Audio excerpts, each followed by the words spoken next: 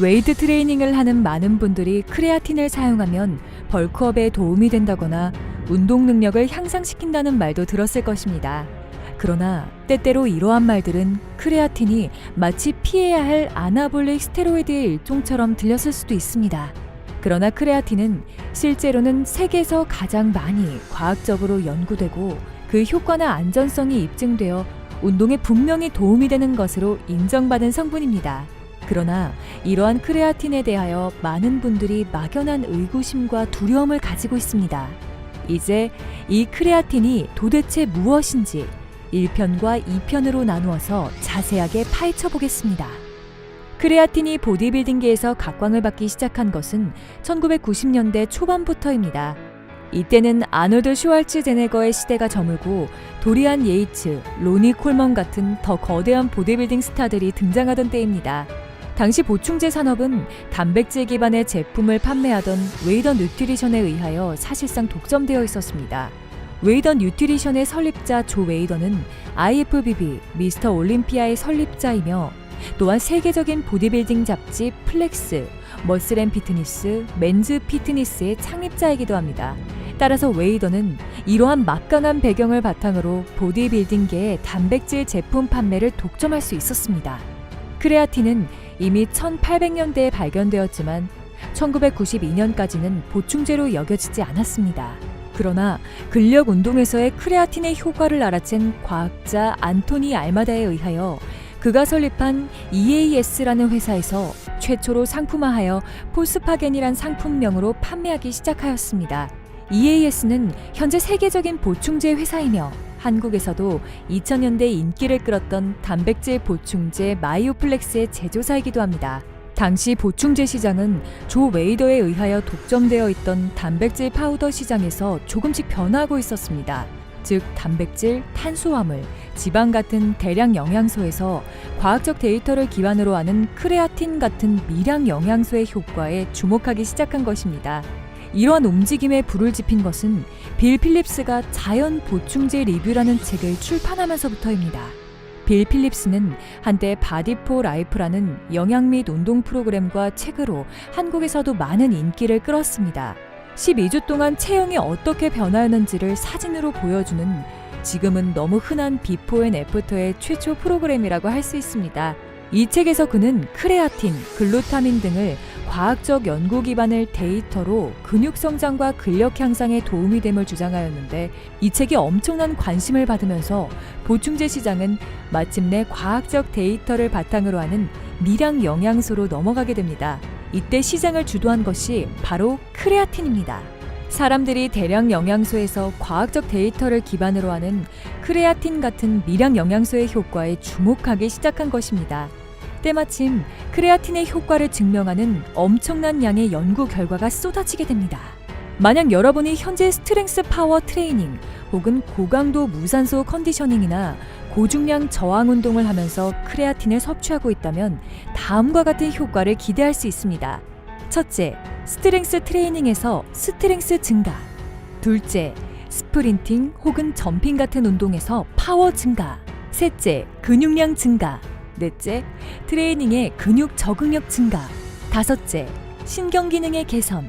특히 크레아틴은 고강도 무산소 운동에서 최대 15%까지 최대 파워와 퍼포먼스를 증가시킬 수 있습니다.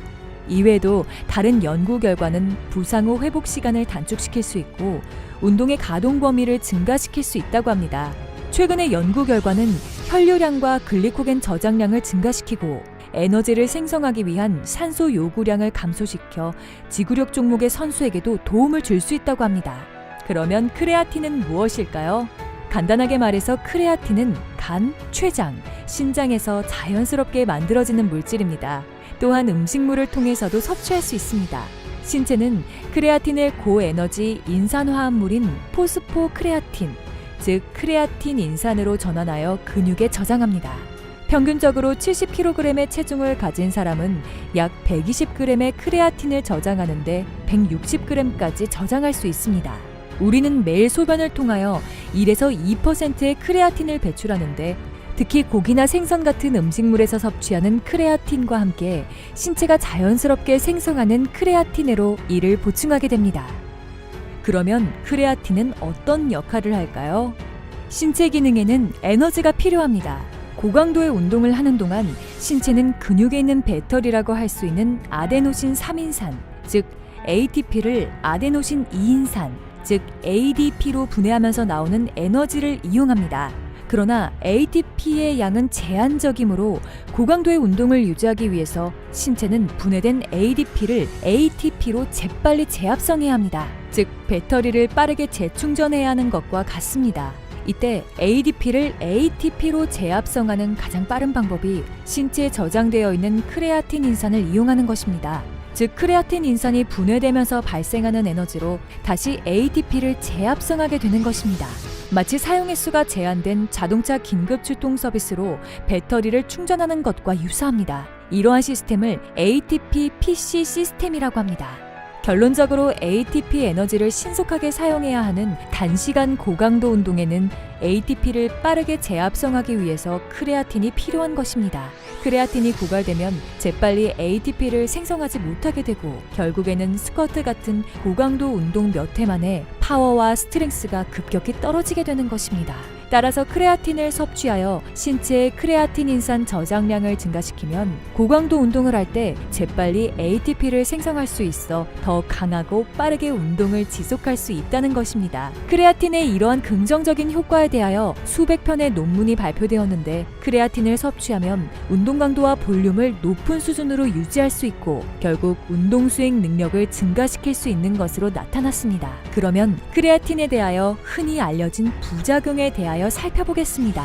첫째, 체중 증가입니다. 많은 사람들이 흔히 크레아틴 로딩이라는 즉 처음 일주일 동안 하루에 20g의 크레아틴을 섭취하고 이후에는 5g으로 줄여서 섭취하는 방식에서 1에서 2kg의 체중 증가를 경험합니다. 어떤 이는 6kg까지 체중이 증가하는 경우도 있습니다. 이것은 주로 크레아틴을 복용하는 첫째 주나 둘째 주에 일어나는데 이것은 근육 크레아틴 수치가 증가됨에 따라 근육으로 수분을 끌어당겨서 발생합니다. 둘째, 위장이 불편해질 수 있습니다. 크레아틴을 섭취한 후 약간의 메스꺼움이나 심한 경우에는 설사를 호소하기도 합니다. 조사에 의하면 한 번에 10g 이상의 크레아틴을 섭취하거나 공복에 섭취한 경우 발생 확률이 높습니다. 이때 하루에 여러 번 나누어 섭취하거나 처음부터 로딩기를 거치지 않고 하루에 5g으로 섭취량을 조절하는 것이 좋은 방법입니다. 셋째, 건강에 대한 논란입니다. 크레아틴이 안전하다는 수많은 연구 결과가 있음에도 불구하고 신장에 해를 줄 수 있고 경련을 발생시킬 수 있다는 주장이 제기되어 왔습니다. 그러나 그러한 주장의 근거는 굉장히 제한적이며 현재까지 어떤 연구 결과도 건강에 해롭다는 것을 증명하지 못했습니다.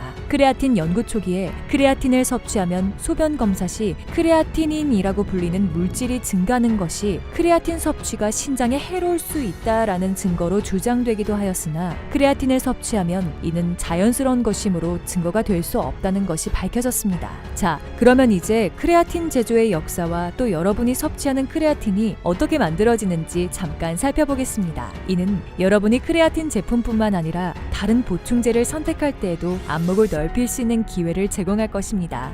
크레아틴은 신체에서 글라이신, 아르지닌, 메티오닌 이 세 가지 아미노산을 결합하여 자연스럽게 생성됩니다. 또한 고기 등에서 추출할 수 있지만 비용이 너무 많이 듭니다. 따라서 크레아틴은 사르코신과 사이안 아마이드라는 두 화합물을 합성하여 만듭니다. 두 물질은 반응기에서 물과 함께 반응하여 크레아틴 모노하이드레이트를 만듭니다. 시장에서 판매되는 모든 크레아틴 제품은 그 종류가 무엇이든 간에 이렇게 만들어지는 크레아틴 모노하이드레이트로부터 시작되며 이 크레아틴 모노하이드레이트는 크레아틴이 88%, 수분이 12% 함유되어 있습니다. 2007년 미국에서 보충제 제조 회사에게 엄격한 품질 관리를 요구하는 GMP가 의무화되면서 많은 크레아틴 제조사가 제조 원가가 저렴한 중국으로 이전하였습니다. 원래 크레아틴을 제조하는 가장 규모가 큰 회사는 크레아퓨어로 유명한 독일의 알첵이라는 회사였으나 이제 중국 제조사들의 기술 수준이 높아져 크레아퓨어와의 품질 격차는 사실상 없어졌습니다. 따라서 지금 시장에 나오는 많은 크레아틴이 중국산 제품이며 순도 99.8% 이상입니다. 다음으로 이러한 크레아틴 제품에는 어떤 종류가 있는지 살펴보겠습니다.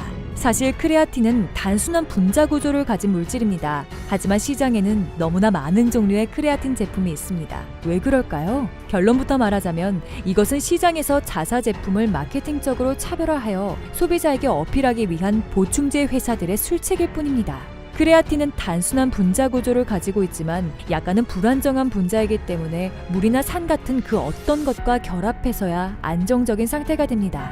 즉 판매를 위한 파우더 타입의 보충제에서 크레아틴을 안정적으로 유지하기 위해서 크레아틴은 그 어떤 무엇인가에 결합이 되어야 합니다. 이런 이유로 시장에 수많은 종류의 크레아틴 보충제가 있지만 결국에는 모든 제품이 크레아틴 분자를 안정적으로 유지하기 위하여 어떤 것에 결합한 제품에 지나지 않는 것입니다.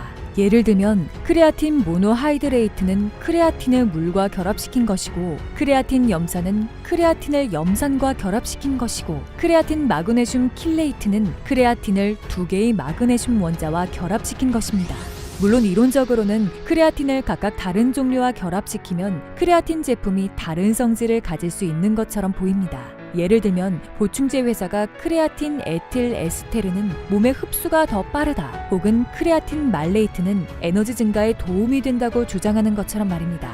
그러나 1993년 EAS에 의하여 크레아틴이 처음으로 상용화된 지 지난 수십 년 동안 수많은 논문에 의하여 의심의 여지 없이 그 효과가 입증된 크레아틴은 오직 크레아틴 모노하이드레이트 뿐입니다. 그것은 하루에 크레아틴 모노하이드레이트 3에서 5g을 섭취하면 고강도 운동 시 스트렝스와 근육 성장에 도움이 된다는 것입니다. 따라서 이렇게 크레아틴 모노하이드레이트가 압도적인 지위를 가진 보충제 시장에서 자기들의 제품을 더 진보된 제품으로 보이기 위한 보충제 회사들의 마케팅은 어찌 보면 당연하다고도 할 수 있습니다. 그러나 크레아틴 모노하이드레이트에 비하여 다른 종류의 크레아틴 제품은 과학적 백업 연구 자료가 현저히 부족합니다. 기껏해야 한두 편의 논문이 전부입니다. 2011년에는 많은 연구자들이 시장에 있는 많은 종류의 크레아틴 제품을 조사하고 최종적으로 크레아틴 모노하이드레이트보다 더 효과적인 다른 형태의 크레아틴 제품이 있다는 증거는 매우 적거나 없다라고 결론 내렸습니다. 더불어 크레아틴 모노하이드레이트가 아닌 다른 형태의 크레아틴 제품은 건강에 해로울 가능성이 존재하고 안전에 대한 자료가 부족하다라고 덧붙였습니다. 물론 시간이 흘러 어떤 한두 제품이 크레아틴 모노하이드레이트보다 더 나을 가능성을 완전히 부인할 수는 없지만 여전히 다른 종류의 크레아틴 제품에 대한 과학적 자료는 부족합니다. 한편 다른 종류의 크레아틴 제품 마케팅으로 시장에서 경쟁하려 했던 보충제 회사들과 달리 크레아틴 모노하이드레이트 자체를 더욱 개발하여 시장에서 경쟁하려 하는 회사도 있었습니다. 대표적인 예가 독일에서 개발된 크레아 퓨어라는 제품입니다. 처음에 이 제품은 크레아틴의 순도를 99.8% 이상으로 만든 프리미엄 제품으로 개발되었습니다. 그러나 지금은 이러한 고순도 크레아틴 제품 개발의 기술 격차가 좁혀져서 중국에서 만들어지는 제품 또한 이에 뒤처지지 않고 있는 실정입니다. 두 번째가 마이크로나이즈드 크레아틴 모노하이드레이트와 발포형 크레아틴 모노하이드레이트입니다. 입자를 더 작게 만든 마이크로나이즈드 크레아틴과 거품을 내는 발포형 크레아틴은 모두 물에 더 잘 녹게 만든 장점은 있지만 크레아틴 모노하이드레이트 자체가 진보된 것은 아닙니다. 또한 기본적으로 고순도 크레아틴은 이미 그 자체로 물에 잘 녹기 때문에 큰 메리트라고 할 수 없습니다. 크레아틴 모노하이드레이트는 과학적으로 연구가 가장 잘 되어 있는 보충제이며 또한 가장 저렴한 보충제 중에 하나이기도 합니다. 이런 상황에서 수익을 창출하기 위하여 보충제 회사는 다른 형태의 크레아틴 제품을 개발하여 판매하기 위하여 끊임없이 노력하고 있습니다. 그러나 현재로서는 신뢰할 만한 보충제 회사의 크레아틴 모노하이드레이트 제품을 구매하는 것이 가장 좋은 방법입니다. 이 편에서는 크레아틴에 대하여 흔히 가지고 있는 오해와 이에 대한 진실을 다루겠습니다.